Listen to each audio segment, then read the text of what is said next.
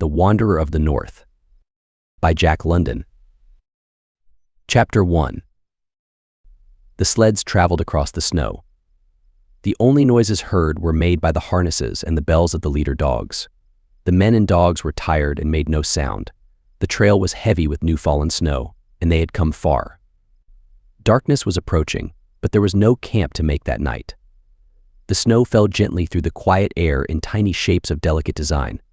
It was warmer than usual, and the men were comfortable. Myers and Bettles had raised their ear coverings, and Malamute Kid had removed his mittens.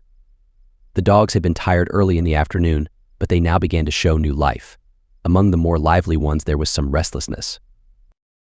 These were not patient with their more tired brothers and urged them on by biting their legs. Finally, the leader of the first sled barked quickly and threw himself against the harness. The others followed. The sleds leaped forward, and the men held tightly to their guide poles. They had forgotten how tired they were, and now shouted with delight at the new effort of the dogs. The dogs replied with joyful barks. Now they were speeding through the gathering darkness. "Go! Go!" the men cried, each in turn, as their sleds suddenly left the main path. Then came a short race to the lighted window, which told its own story of the home cabin, the roaring stove, and the steaming pots of tea. But the home cabin had already been entered. The whole team of sled dogs resting in the yard barked in anger at the approach of the newcomer. The cabin door was thrown open, and a man appeared, dressed in the red uniform of the Northwest Police. He stepped outside, knee-deep among the angry beasts, and calmed them with light blows from his dog whip. After that, the men shook hands, and in this way was Malamute Kid welcomed to his own cabin by a stranger. Stanley Prince, who should have welcomed him, and who was responsible for the warmth of the stove, was busy with his guests. There were nearly a dozen of them. They served the British Queen in this faraway land in the enforcement of her law and the delivery of her mail. They were from many races and tribes, but their common life had made them all a special type, a lean type, with travel-hardened muscles and sun-browned faces and untroubled souls. They had seen life and done deeds and experienced adventure, but they did not know it. And they were enjoying the comforts. Two of them were lying on Malamute Kid's bed, singing songs which their French ancestors sang in the days when they first entered the Northwest land and married its Indian women. Bettles' bed had also been occupied by 3 or 4 of them who were listening to the story of a companion. In a corner, 2 men of mixed blood repaired harnesses and talked of the old days in the Northwest. Jokes were told, and the great difficulties of trail and river were spoken of lightly and with lack of concern. Prince was delighted with these uncrowned heroes who thought of great and exciting happenings as the ordinary manner of life. He passed his precious tobacco freely among them. They, in turn, recalled story after story for his special interest. When the talk ended and the travelers unrolled their packs of furs for sleeping, Prince questioned his companion for further information. Malamute Kid told of the probable origin of each of the guests. Prince was satisfied. Then he added, "And that fellow near the stove? I am sure he can't talk English. He has not opened his mouth all night. You are wrong. He knows English well. Did you look at his eyes when he listened? I did. But he's a different type from the others. When they talked their own languages, you could see that he did not understand. I have been wondering myself what he is." "We will test him. Throw a couple of sticks into the stove," Malamute Kid commanded, speaking loudly and looking directly at the man in question. He obeyed immediately. He learned to obey somewhere. Prince said in a low tone. Malamute Kid nodded in agreement. He removed his socks and hung them on the stove to dry. "When do you expect to get to Dawson?" he asked the stranger. The man looked at him a moment before replying. "They say it is almost 100 miles. Maybe 2 days." His manner of speech was somewhat strange, but he had no difficulty in finding the right words. "Have you been in the country before?" "No." "Northwest Territory?" "Yes." "Were you born there?" "No." "Well, where were you born then?" "You are none of these." Malamute Kid swept his hand over the dog drivers and the 2 policemen who were sleeping in Prince's bed. "Where did you come from? I have seen faces like yours before, although I can't remember exactly where." "I know you," he replied, not answering Malamute Kid's questions. "Where?" "Ever see me?" "No. I knew your friend. It was at Pastolik, a long time ago. He gave me food. He asked me if I had seen you." "Malamute Kid. Did you hear him mention me?" "Oh, you are the fellow who exchanged the animal skins for the dogs." The man nodded in agreement. He emptied the tobacco from his pipe and indicated that he did not want to continue talking by rolling himself in his furs. Malamute Kid darkened the room and moved under the blankets with Prince. Well, what is he? I don't know. He avoided my questions. But he is a fellow who makes you curious. Everyone was discussing him 8 years ago. He came down from the north, in the middle of winter, many thousand miles from here. He was traveling as though the devil were following him. No one ever learned where he came from, but he must have come far. He was badly travel-worn when he got food from the Swedish missionary on Golovin Bay and asked the way south. We heard of this afterward. Then he left the shoreline. He met with bad weather, snowstorms and strong winds, but he succeeded where 1,000 other men would have died. He landed at Pastolik. He had lost all of his dogs except 2 and was nearly starved.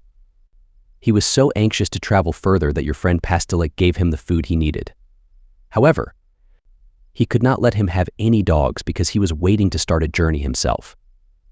This stranger from the north was too wise to travel without animals, and he waited in Pastolik several days. On his sled he had some animal skins, the skins of sea otters, which were worth their weight in gold. There was also at Pastolik a Russian trader who had plenty of dogs. Well, they did not talk very long, but when the stranger started south again, he had a dog team. The trader had the otter skins. I saw them. And they were magnificent. Those dogs cost the stranger plenty. And he knew the value of sea otter. He was an Indian of some sort, and the little he talked showed he had been among white men. After the ice left the sea, word came from Nunavak Island that he had gone there for food. Then he dropped from sight, and this is the first heard of him in 8 years. Now, where did he come from? And what was he doing there? And why did he come from there? He is Indian, and where he has been nobody knows. There is another mystery of the north for you, Prince, thanks, but I have too many now, he replied.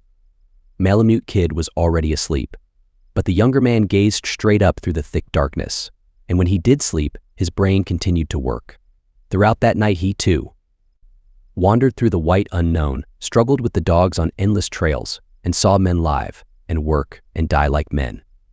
The next morning, hours before daylight, the dog drivers and policemen started for Dawson, but they reappeared a week later, burdened with letters. However, their dogs had been replaced by fresh ones, but they were dogs. The men had expected some sort of a pause in which to rest. But nevertheless, they dried their socks and smoked their evening pipes with as much good spirit as on their former visit. As might be expected, 1 or 2 of them talked about deserting the Queen's service. They talked about the possibility of crossing the untraveled Rocky Mountains to the east, thus returning to their homes. He of the otter skins seemed very restless and showed little interest in the discussion. Finally, he drew Malamute Kid aside and talked for some time in low tones. Prince watched them curiously, and the mystery deepened when he saw them put on caps and mittens and go outside. When they returned, Malamute Kid placed his gold scales on the table, weighed 60 ounces of gold, and put them in the Indian's bag. Then the chief of the dog drivers joined them and further business was completed with him. The next day, the entire group went up the river, but he of the otter skins took some food and turned his steps back toward Dawson. I didn't know what to think of it, said Malamute Kid in answer to Prince's questions. The poor fellow wanted to get out of the service for some reason or other. It seemed a most important one to him, although he would not tell me what it was. You understand, it is like the army he signed for 2 years. And the only way to be free was to buy himself out. He could not desert and then stay here, and he was determined to remain in the country. He had decided when he arrived in Dawson, he said, but no one knew him and he had no money. I was the only person he had spoken 2 words with. He discussed his problem with an official and arranged for his release from service if he could get the money from me as a loan. He said he would repay me within the year, and if I wanted, he would tell me something that would make me rich. And could he talk? When he got me outside, he was ready to weep. He got down on his knees in the snow and begged until I pulled him up. He says he has worked to accomplish something special for years and years and could not endure having his hopes destroyed now. I asked him what he had been working for, but he would not say. I never saw a man act like that in my life. And when I said I would let him have the money, I had to pull him up out of the snow again. I told him to consider it as a grub stake. But no, he did not want that. He said he would give me all he found when he finished what he wanted to do.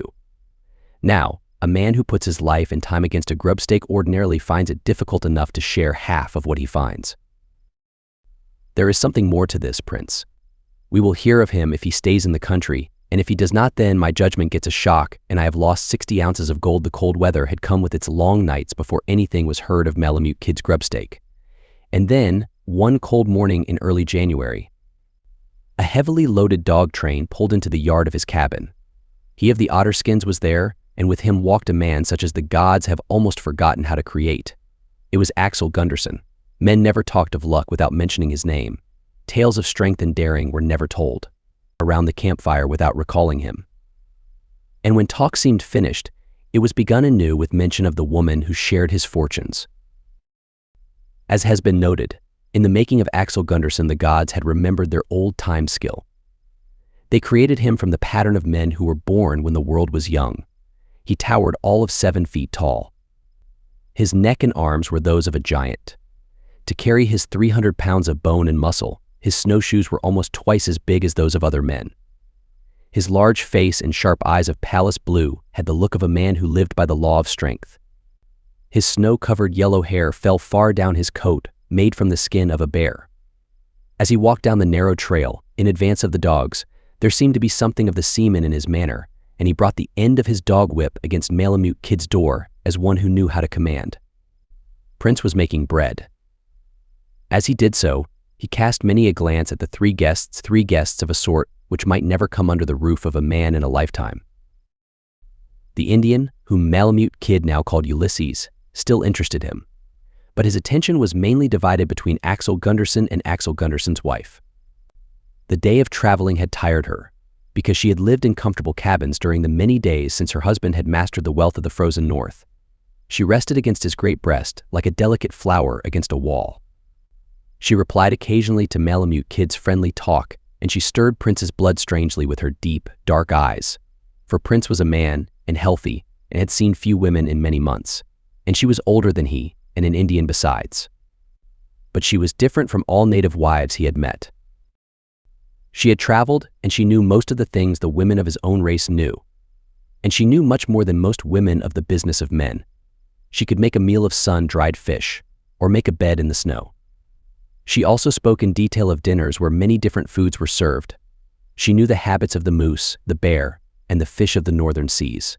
She was skilled in the manner of living among the forests and the streams. Prince saw her laughing eyes as she read the rules of the camp.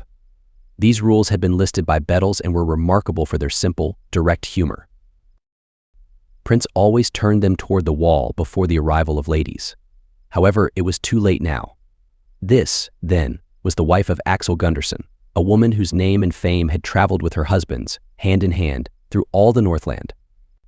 At table, she was their equal in talking with the men.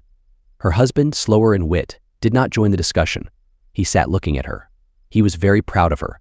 His every look and action revealed the important place she occupied in his life. He of the otter skins ate silently, forgotten in all the gay talk. Long before the others had finished eating, he pushed his chair away from the table and went outside among the dogs. Soon, his traveling companions drew on their mittens and fur clothing and followed him.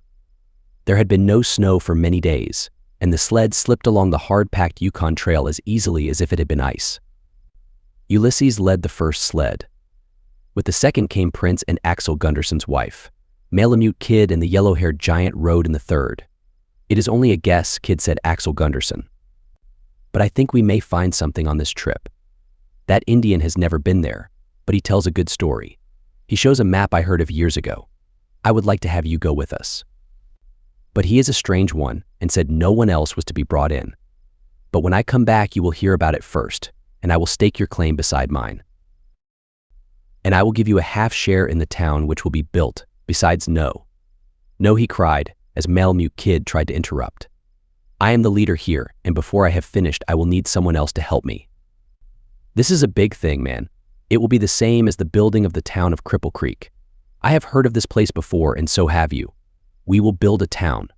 There will be good waterways, steamship lines, a big trade, and perhaps a railroad. Listen, now. You keep quiet about this until I return." The sled stopped where the trail crossed the mouth of Stewart River.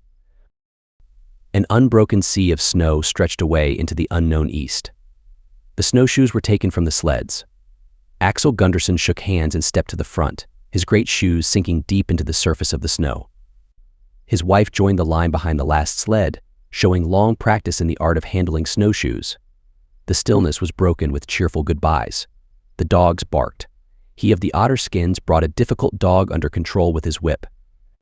An hour later, the sleds had assumed the appearance of a black pencil moving in a long, straight light line across a great sheet of paper. Chapter 2. One night, many weeks later, Malamute Kid and Prince were working on some puzzles from the torn page of an ancient magazine. The kid had returned from a visit to his properties and was resting before starting on a long moose hunt. Prince, too, had been traveling nearly all winter and was eager for a week of cabin life. Somebody knocked at the door twice before Malamute Kid could say, "Come in." The door opened slowly. Something fell into the room. Prince looked once and jumped to his feet. The look of terror in his eyes caused Malamute Kid to turn quickly. He, too, was shocked, although he had seen bad things before. The thing moved blindly toward them. Prince edged away until he came to the nail from which hung his gun. "My God, what is it?" he whispered to Malamute Kid. "I don't know. It seems to be a case of freezing and starvation," replied the kid, moving away. "Be careful. It may be mad," he warned, after closing the door. The thing advanced to the table. The flame of the lamp caught the attention of its eyes. It was delighted and began to laugh. Then, suddenly, he, for it was a man, leaned back and began to sing a song such as men of the sea sing. "Ship, come down the river. Pull, my boys, pull." He stopped as quickly as he had begun. Then, with a wolfish sound, he started toward the shelf where meat was stored, and before they could stop him, he was tearing with his teeth at some uncooked pieces hung to dry. The struggle was fierce between him and Malamute Kid. But his mad strength left him as suddenly as it had come, and he weakly dropped the meat. They seated him on a small chair, where he lay with half his body across the table. A little drink of liquor strengthened him so that he could take a spoonful of sugar from the bowl that Malamute Kid placed before him. After he appeared somewhat satisfied, Prince gave him a cup of weak tea. The creature had eyes that were bright with a strange light. There was very little skin on the face. The face had little likeness to the human form. Frost after frost had bitten deeply into the skin. Its surface was of a bloody black color, with lines where the red flesh showed through. Its clothes of animal skins were dirty and torn, and the fur on one side was burned away, showing where he had fallen upon his fire. Malamute Kid pointed to where the animal skins had been cut away, strip by strip, a sure sign of famine, because life could be maintained for many days by boiling and eating the skins when all other food was gone. "Who are you?" said Malamute Kid, slowly and clearly. The man did not appear to hear. "Where do you come from?" "Ship, come down the river," he sang in answer. "No doubt he did come down the river," the kid said, shaking him in an attempt to start a flow of talk. But the man screamed when touched, pressing a hand to his side in pain. He rose slowly to his feet, half leaning on the table. She laughed at me with the hate in her eye, and she would not come. His voice weakened, and he was falling when Malamute Kid grasped him by the arm and shouted, Who would not come?" "She, Unga." She laughed and struck me once, and then again, and then yes, and then what? And then she lay very quietly in the snow for a long time. "She is still in the snow." The two men looked at each other helplessly. "Who is in the snow?" "She, Unga." She looked at me with the hate in her eye, and then yes, and then she took the knife. Thus and once, twice she was weak. I traveled very slowly, and there is much gold in that place, very much gold, whereas Unga Malamute Kid feared that she might be dying not far from the cabin. He shook the man fiercely, repeating again and again, "Where is Unga?" "Who is Unga?" "She is in the snow. Tell us more." The kid was pressing his arm cruelly. I too would be in the snow, but I had a debt to pay. It was heavy. I had a debt to pay. A debt to pay. A debt to pay. I had the words ceased as he reached into his pocket and drew out a small bag. A debt to pay of gold grubstake. Malamute Kid. I. The tired head dropped upon the table and Malamute Kid could not wake it again. It is Ulysses hid quietly, throwing the bag of gold dust on the table. "Come, we must get him between the blankets. He is Indian, he will recover and will live to tell his story besides." Chapter 3. I will tell you my story. I will begin at the beginning, and tell of myself and the woman, and after that, of the man. He of the otter skins drew near to the stove as do men who have been without fire, and are afraid it may disappear again at any moment. Malamute Kid raised the lamp so its light might fall upon the face of the storyteller. Prince climbed out of his bed and joined them. I am Nas, a chief, and the son of a chief, born between a lowering of the sun and its rising again, on the dark sea, and in my father's boat. All night the men fought with the storm, and the women cast out the waves which were coming in upon us. The salt sea became ice on my mother's breast, until the breath of her life passed with the passing of the tide. But I raised my voice with the wind and the storm, and lived. Our home was in Akatan, where asked Malamute Kid. Akatan, which is in the Aleutian Islands, above the tip of Alaska. As I say, we lived in Akatan, which lies in the middle of the sea on the edge of the world. We fished in the salt seas for the fish and the otter. Our homes lay side by side on the rocky strip between the edge of the forest and the yellow beach where our boats lay. We were not many, and the world was very small. There were strange lands to the East Islands like Akatan. We thought all the world was islands like ours and did not wonder what lay beyond. I was different from my people, and I will tell you why. In the sands of the beach were the boards from a boat of a sort my people never built. 2 men came from out of the sea in the boat which lay in pieces on the beach, and they were white like you and weak as little children. I know of these things from the old men and the old women who heard them from their fathers and mothers before them. These strange white men did not understand our ways at first, but they grew strong eating the fish and the oil. And each built his own house and chose from among our women, and in time children came. Thus was born he who was to become the father of my father's father. As I said, I was different from my people, because I carried the strong, strange blood of this white man who came out of the sea. It is said that we had our own laws in the days before these men, but the white men were fierce and quick to quarrel. They fought with our men until there were no more who dared to fight. Then they made themselves chiefs and took away our old laws and gave us new ones. They said that the man was the son of his father and not his mother, as our law had been. They also ruled that the firstborn son should have all things which were his father's before him, and that the other brothers and sisters should make their own lives. And they gave us other laws too. They also showed us new ways of catching and killing bear.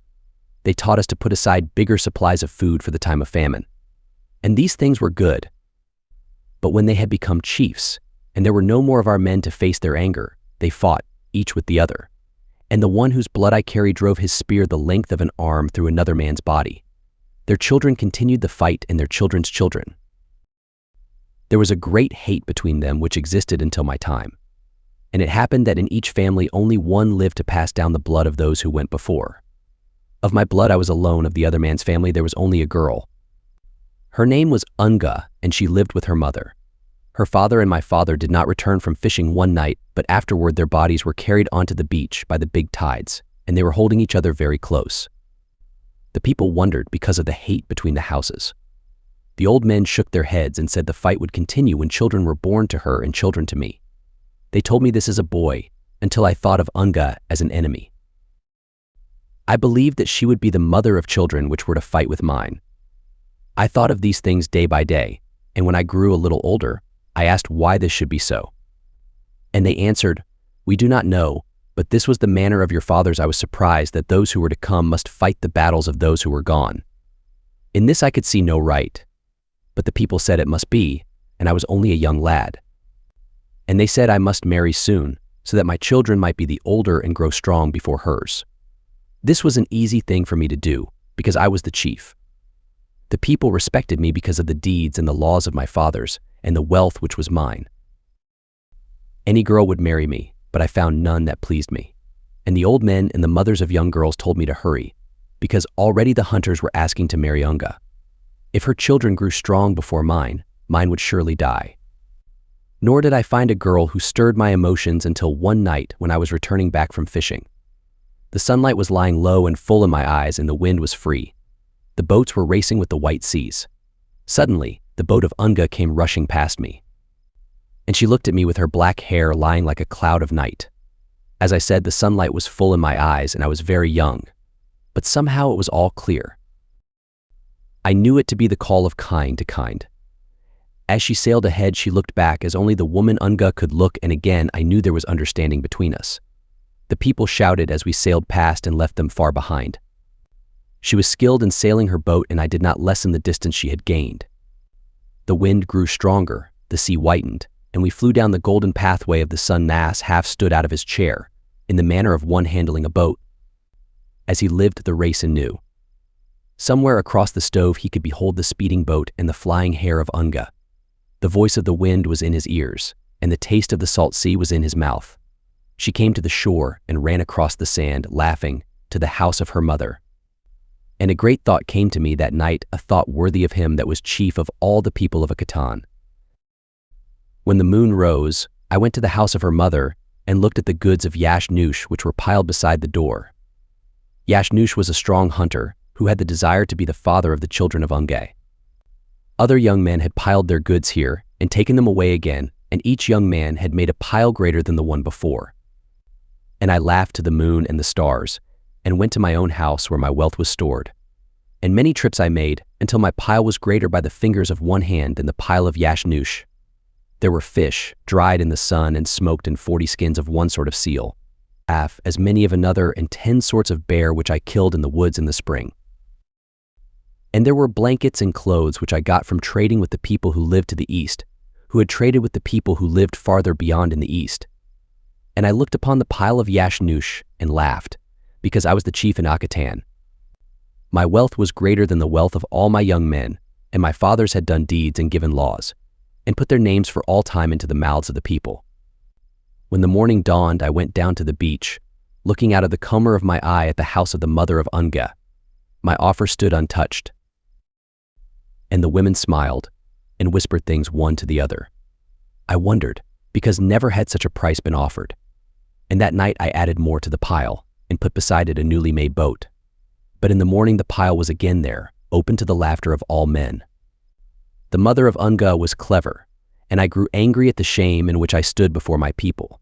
So that night I added, until it became a great pile, and I brought up my big boat, which had the value of 20 smaller ones. And in the morning there was no pile. Then I prepared for the wedding, and the people that lived far to the east came to eat the food of the feast. Unga was older than I by the age of 4 sons, according to our manner of counting the years. I was only a young lad, but then I was a chief, and the son of a chief, and it was not important. As we prepared for the feast, a ship with large sails came into sight. It appeared that she was having trouble, because the men were working with all their strength to keep the water from flooding her. On the deck stood a mighty man, watching the water deepen and giving commands with a voice like thunder. His eyes were as blue as the waters, and his hair was yellow like the grain of a southern harvest. In these years we had seen ships from afar, but this was the first to come to the beach of Akatan. The feast was broken, and the women and children hid in the houses. We men waited with spears in hand.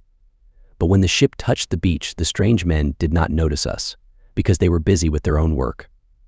With the falling of the tide, they were able to repair the great hole in the ship's bottom. The women returned, and the feast continued. When the tide rose, the strangers pushed the ship into deep water and then joined us. They brought gifts and were friendly. I welcomed them and gave them small gifts, as I gave to all the guests, because it was my wedding day, and he with the yellow hair was there. So tall and strong that one expected to see the earth shake with the fall of his feet. He looked much at Unga and stayed until the sun went away and the stars came out. Then he returned to his ship. After that I took Unga by the hand and led her to my own house, and there was singing and much laughing. Then the people left us alone and went home. The last noise had not died when the chief of the sea wanderers came in the door, and he had with him black bottles from which we drank and became merry. You see, I was only a young lad and had lived all my days on the edge of the world. My blood became as fire, and my heart as light as a cloud. Unga sat silent among the furs piled in the corner. Her eyes were widely opened, and she seemed afraid. And he, with the yellow hair, looked upon her straight and long. Then his men came in carrying boxes, and he piled before me more wealth than there was in all Akatan. There were guns, both large and small, and bright axes and tools of steel, and strange things which I had never seen. When he showed me by signs that it was all mine, I thought him a great man to be so generous. But he showed me also that Unga was to go away with him in his ship. Do you understand? That Unga was to go away with him in his ship. The blood of my fathers flamed hot in me, and I tried to attack him with my knife. But the spirit in the bottles had stolen the life from my arm. He took me by the neck and knocked my head against the wall of the house, and I became as weak as a newborn child, and my legs would not stand under me. Unga screamed. She grasped the heavy furniture in the house with her hands until it fell to the floor as he dragged her to the door. Then he took her in his great arms, and when she tore at his yellow hair, he laughed. Somehow I found my way to the beach and called to my people to help me, but they were afraid. Only Yashnoosh was man enough to act, but they struck him on the head until he lay with his face in the sand and did not move, and they raised the sails to the sound of their songs. And the ship sailed away on the wind. The people said it was good, because there would be no more war between the two bloods in Akatan. But I did not say a word, waiting until the time of the full moon. Then I put fish and oil in my boat and went away to the east. I saw many islands and many people, and I, who had lived on its edge, saw that the world was very large. I talked to people by signs, but no one had seen a large ship nor a man with yellow hair. They pointed always to the east. And I slept in queer places and ate unfamiliar things and met strange faces. Many laughed because they thought me crazy. But sometimes old men turned my face to the light and blessed me, and the eyes of the young women grew soft as they asked me of the strange ship and Unga and the men of the sea. I had thought it would be an easy task to find the man as soon as I was among his own people. One day when we entered a port, I expected to find no more large ships than there were fingers on my hands. Instead, I saw large ships lying side by side for miles. And when I went among them to ask for a man with yellow hair, everyone laughed and answered me in strange languages. Then I went into the city to look upon the face of every man there. But there were many men. They were like fish when they run thick in the river, and I could not count them. And the noise was so great that I could not hear, and my head was spinning with so much movement. I went on and on, through the lands which lay in the warm sunshine where the harvests were rich. And I went into great cities where men live like women, with false words in their mouths and their hearts black with the desire for gold. And all the time, my people of Akatan hunted and fished, and were happy in the thought that the world was small. But the look in the eyes of Unga when she came home from fishing was with me always, and I knew I would find her when the time was right. There was a promise in her eyes such as only the woman Unga could give. I wandered through 1,000 towns. Some people were gentle and gave me food. Others laughed at me, and some others cursed. But I kept silent and went to strange places and saw strange sights. Sometimes I, who was a chief and the son of a chief, worked for other men. However, no word did I hear of him until I came back to the sea. But this was at another port, in another country which lay to the north. And there I heard stories of the yellow-haired sea wanderer, and I learned that he was a hunter of seals, and that at that time he was far out on the sea. I found work on a large ship and followed his trackless trail to the north. And we were gone many months and heard much of the wild actions of him whom I searched for. But not once did we see him. We went further north and killed the seals in great numbers on the beach, and brought their warm bodies to our ship. The oil and blood flowed over the decks until no man could stand there. Then we were chased by a ship which shot at us with great guns. But we added more sails until we moved with such speed that the sea washed our decks clean, and we left our enemy far behind. It is said that at the time we were running away with fear, the yellow-haired sea wanderer stole skins from another company. It is said that he sailed directly to the factory, and, while some of his men held off the servants of the company, the others loaded 10,000 skins from the houses where they were stored. I say it is said, but I believe it to be true. During the voyages I made in the northern seas, I heard many stories of his wildness and daring. 3 nations which hold lands there were seeking him with their ships. And I heard, too, of Unga, because the sea captains sang loud in her praise, and she was always with him. She had learned the customs of his people, they said, and was happy. But I knew better. I knew that her heart longed for her own people by the yellow beach of Akatan. After a long time, I went back to the port which opens like a gateway to the sea. There I learned that he had gone to hunt for the seal to the east of the warm land which runs south from the Russian seas, and I, who had become a seaman, joined a ship with men of his own race and followed him in the hunt of the seal. There were few ships off the coast of that new land, but we stayed near the seals and chased them north during the spring of the year. And when the females were ready to bear their young and cross the Russian line, our men were afraid. The weather was bad and everyday men were lost in the boats. The men would not work, and consequently, the captain turned the ship back toward the place it had come from.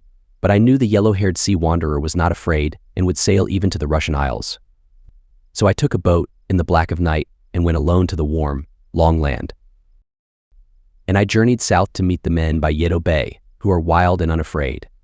And the Yoshiwara girls were small and bright like steel and good to look upon. But I could not stop because I knew that Unga was still beyond me to the north. The men by Yedo Bay had come from the ends of the earth and had neither gods nor homes. And I went with them to the rich beaches of Copper Island, where our piles became high with skins. And in that silent sea we saw no man until we were ready to come away. Then one day, a large boat approached us. Close behind her was a Russian warship. We sailed away on the wind with the large ship pushing ahead of us, and upon her deck was the yellow-haired sea wanderer, laughing in his strength of life. And Unga was there. I knew her at once. But he sent her below the decks when the guns began to fire across the sea. His ship moved ahead of us, while I was holding our wheel and cursing, with my back to the Russian shots. We knew that he intended to run before us, taking the wind from our sails so he might escape while we were caught. And the guns knocked our sails down until we dragged into the wind like a wounded bird. But he went on over the edge of the skyline, he and Unga, leaving us to the Russians. What could we say? The fresh hides spoke for themselves. So they took us to Russian port and after that to a lonely country. There they made us work in deep holes, digging salt. And some died, and some died, and some did not die. Nas swept the blanket from his shoulders, revealing the unmistakable marks of the whip on his flesh. Prince covered him quickly, for it was not nice to look upon. We were there a long time, and sometimes men escaped to the south, but they always came back. So when we, who had come from Yedo Bay, rose in the night and took the guns from the guards, we went to the north, and the land was very large, with plains covered with water and great forests. And the cold came, with much snow on the ground, and no man knew the way. For months we journeyed through the endless forest. There was little food, and often we lay down to die. But finally we came to the cold sea. And only 3 of us were alive to look upon it. One had sailed a ship from Yedo as its captain. He knew in his head the map of the great lands and of the place where one may cross from one land to the other on the ice. And he led us until we were only 2. When we came to the crossing place, we found 5 of the strange people who live in that country. They had dogs and skins, and we were very poor. We fought in the snow until they died, and the captain died, and the dogs and skins were mine. Then I crossed on the ice, which was broken. And after that I came to Golovin Bay and your friend at Pastilik. The south, to the warm sunlands I returned. But the sea was no longer profitable, and men no longer went to hunt the seal. The ships had scattered, and the captains and the men had no word of those I searched for. I turned away from the ocean and went among the lands. I journeyed far, and I learned many things, even how to read and write from books. It was well I should do this. I realized that Unga would know these things, and that someday, when the time had come. I moved from place to place. My eyes and my ears were open always, and I went among men who traveled much. I knew that they had only to see those I was seeking to remember them. I finally met a man who had come recently from the mountains. He carried pieces of rock in which the gold could be seen. And he had heard, he had met, and he knew them. They were rich, he said, and lived in the place where they drew the gold from the ground. It was a wild country, and very far away. But after much traveling I came to the camp, hidden between the mountains. Their men worked, searching for gold night and day, out of the sight of the sun. However, the time I was waiting for had not come. I heard what people were saying. He had gone away and Unga with him to England. It was said they were looking for men with much money to form companies. I saw the house they had lived in. It was like a palace, such as one sees in the old countries. In the night I entered the place through a window to see in what manner he treated her. I went from room to room. I thought that kings and queens must live as they did. It was all so very good. And they all said he treated her like a queen. Many wondered what sort of woman she was because she was different from the women of a Catan. No one knew her past life. Yes, she was a queen, but I was a chief, and the son of a chief, and I had paid for her an unusual price. But why so many words? I was a seaman, and I knew how to find my way on the seas. I followed them to England, and from there to other countries. Sometimes I heard of them from talk, and sometimes I read of them in the newspapers. Yet never could I meet them, because they had much money and traveled fast, while I was a poor man. Then their good luck changed, and one day their wealth disappeared like a curl of smoke. The newspapers printed much of the story at the time. But after that, nothing was said. However, I knew they had returned to where more gold could be taken from the ground. The world was no longer interested in them, now that they were poor. So I wandered from camp to camp until I heard of them. They had come and gone. Some said they had gone to one place, others said another. Still others said that they had gone to the country of the Yukon. And I went to each place they had mentioned, until it seemed I would tire of the world which was so large. But then I traveled a long and hard trail with one of the men of the Northwest who died when a time of famine came. He had been to the Yukon by an unknown way over the mountains. When he knew his time to die had come, he gave me a map and told me the secret of a place where he promised there was much gold. After that, all the world began to go north. I was a poor man. I sold myself to be a driver of dogs. I met him and her in Dawson. She did not know me, because I was only a lad when last she had seen me and her life had been full. She had no time to remember the one who had paid for her an unusual price. So, you bought me from my term of service. I went back to let things happen in my own way, because I had waited long. Now that I had my hand upon him, I was in no hurry. As I say, I intended to do it my own way, because I remembered my life through all I had seen and suffered. As you know, I led him into the East, him and Unga. We went into the East, where many have gone and few returned. I led them to the spot where the bones and the curses of men lie with the gold which they cannot have. The way was long and the snow on the trail not firm. Our dogs were many and ate much, nor could our sleds carry all we needed until winter passed. We had to return before the ice melted and the river ran free. We stored food along the way so that our sleds might be lightened and there would be no danger of famine when we returned. At the question there were 3 men, and near them we built a cache. We did this at the Mayo River also, where there was a hunting camp. After that, as we went on into the east, we saw no men. All we saw was the frozen river, the unmoving forest, and the white and silent north. As I say, the way was long and the trail not firm. Sometimes in one day we traveled no more than 8 miles, and at night we slept like dead men. And not once did they dream that I was Nas, chief of a Khatan. We now set aside smaller piles of food. During the night, it was not difficult for me to retrace our trail and change the piles so that one might think they had been taken by a wolf.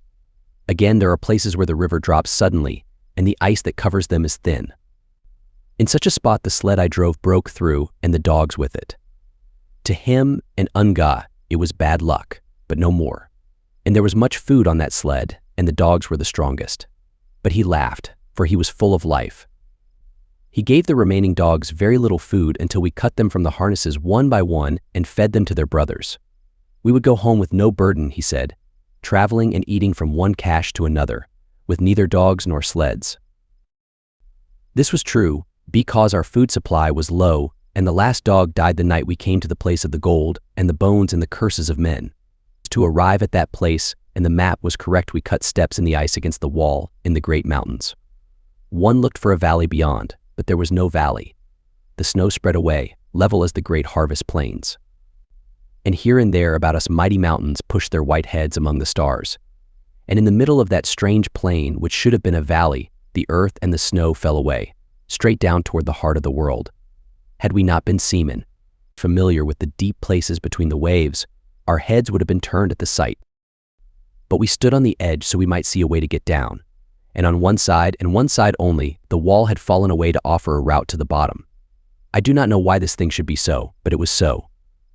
It is the mouth of hell, he said. Let us go down, and we went down. And on the bottom there was a cabin, built by some man. He had thrown down the logs from above. It was a very old cabin, because men had died there alone at different times. On pieces of bark from a tree we read their last words and their curses. One had died of disease. The companion of another had taken his last food and stolen away. A third had been attacked by a bear. A fourth had hunted for food and starved. And so it went. They had not wanted to leave the gold and had died by its side, and the worthless gold they had gathered yellowed the floor of the cabin like in a dream. But the man I had led here had a clear head. We have nothing to eat, he said, and we will only look upon this gold and see how much there is of it. Then we will go away quickly before it gets into our eyes and steals away our judgment. In this way we will return later with more food. And possess it all. We looked at the wall of the mountain, which was cut by a great band of gold. We measured it and traced it from above and below. We drove the poles to mark our property and cut the bark of the trees to show that this place belonged to us. Then, our knees shaking from lack of food and a sickness in our stomachs, we climbed the mighty wall for the last time and turned our faces to the return journey. Toward the end, we pulled Unga between us, and we fell often. But finally, we reached the place where we had stored the food, and behold, there was no food. It was well done, because he thought a wolf had stolen it. He cursed the wolf and his gods in one breath.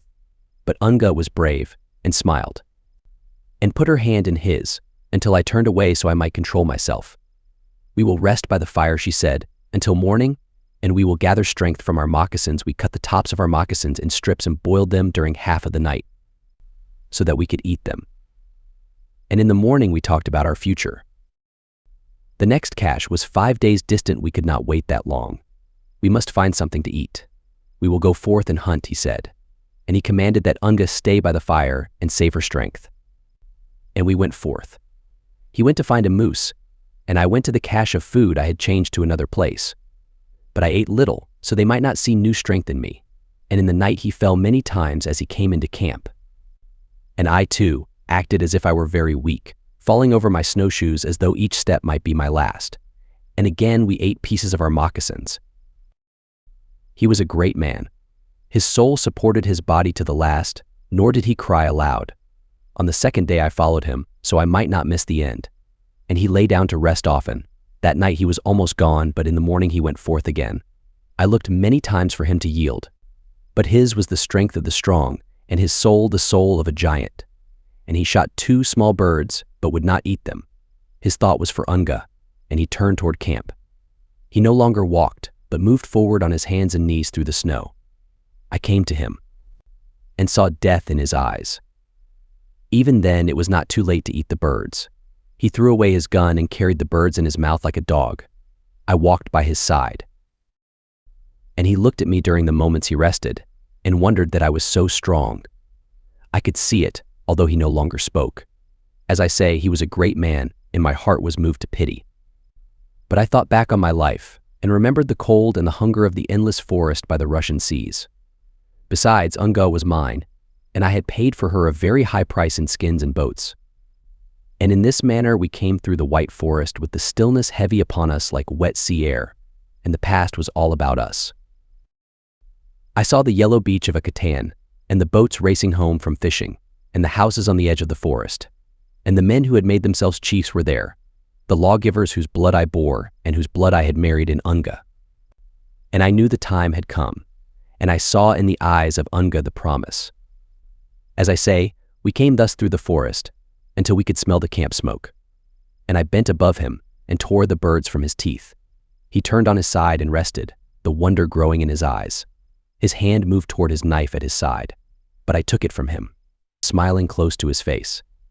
Even then he did not understand. So I acted as if I were drinking from black bottles, and lived again the things which happened on the night I was married.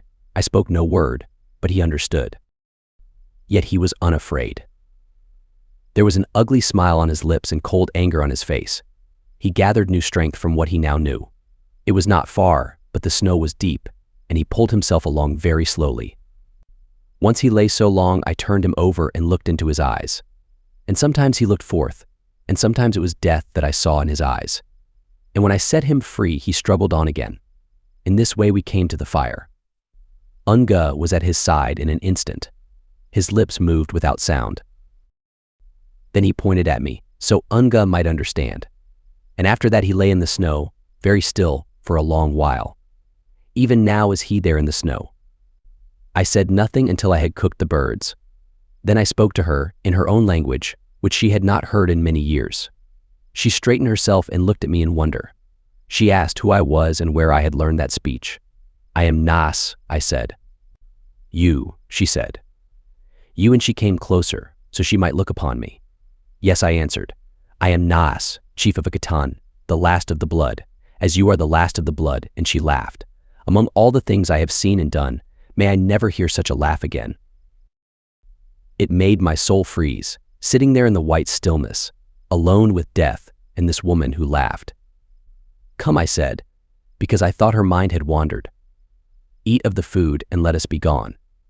It is a long way to Akatan," but she buried her face in his yellow hair and laughed until it seemed the heavens would fall. I had thought she would be full of joy at the sight of me, but this seemed a strange manner in which to show it. "Come," I cried, taking her strongly by the hand. "The way is long and dark. Let us hurry where," she asked, sitting up and ceasing her strange laughing. "To Akatan," I answered, waiting to see the light grow on her face at the thought. But it became like his, with an ugly smile on the lips and cold anger. "Yes," she said, "we will go, hand in hand, to Akatan, you and I. And we will live in the dirty houses, and eat fish and oil. And we will bring forth a child to be proud of all the days of our life. We will forget the world and be happy, very happy. It is good. Most good. Come. Let us hurry. Let us return to Akatan," and she stroked his yellow hair gently and smiled in a manner which was not good, and there was no promise in her eyes. I sat silent and wondered at the strangeness of woman. I thought again of the night when he pulled her from me, and she screamed and tore at his hair, which now she played with and would not leave. Then I remembered the price and the long years of waiting, and I held her close and pulled her away as he had done, and she held back, even as on that night, and fought like a she-cat for its young. And when the fire was between us and the man, I let her loose. She sat and listened. And I told her of all that lay between, of all that had happened to me on strange seas, and of all that I had done in strange lands. Yes, I told all, even to what had passed that day between the man and me. And as I spoke, I saw the promise grow in her eyes. And I read pity there, and the tenderness of woman in the love, the heart and the soul of Unga. And I was a lad again, because the look was the look of Unga as she ran along the beach, laughing, to the home of her mother. The unrest was gone, the hunger, and the long waiting. The time had come. I felt the call of her breast, and it seemed there I must pillow my head and forget. She opened her arms to me, and I came against her. Then suddenly the hate flamed in her eyes. Her hand was at my side, and once, twice, she struck with the knife. "Dog," she cried, as she threw me into the snow. "Pig," and then she laughed until the stillness broke, and then returned to her dead. As I say, she struck with the knife twice. But she was weak with hunger, and it was not meant that I should die. Yet I wanted to stay in that place, and to shut my eyes in the last long sleep with those whose lives had crossed with mine. But there lay a debt upon me which would not let me rest. And the way was long and the cold bitter. There was little food. What I had hidden in my caches had been stolen. I do not remember much until I came here and found food and fire. Much fire. As he finished, he moved even closer to the stove. For a long while we watched the lamp shadows play upon the wall. But Unga, cried Prince. Unga? She would not eat the birds. She lay with her arms about his neck, her face deep in his yellow hair. I drew the fire close, that she might not feel the frost. But she moved to the other side, and I built a fire there. Yet it was of little good, because she would not eat. And in this manner they still lie up there in the snow, and you asked Malamute Kid. I do not know. Akatan is small, and I have little wish to return and live on the edge of the world. However, there is small use in living. I can go to the chief of police, and he will put me in prison. Then one day they will tie a piece of rope around my neck, and I will sleep. Yet no, I do not know, but, Kid, protested Prince. This is murder. Quiet, commanded Malamute Kid. There are things greater than our wisdom and beyond our justice. The right and wrong of this we cannot say, and it is not for us to judge. Nas drew even closer to the fire. There was a great stillness, and in the eyes of each man many pictures came and went.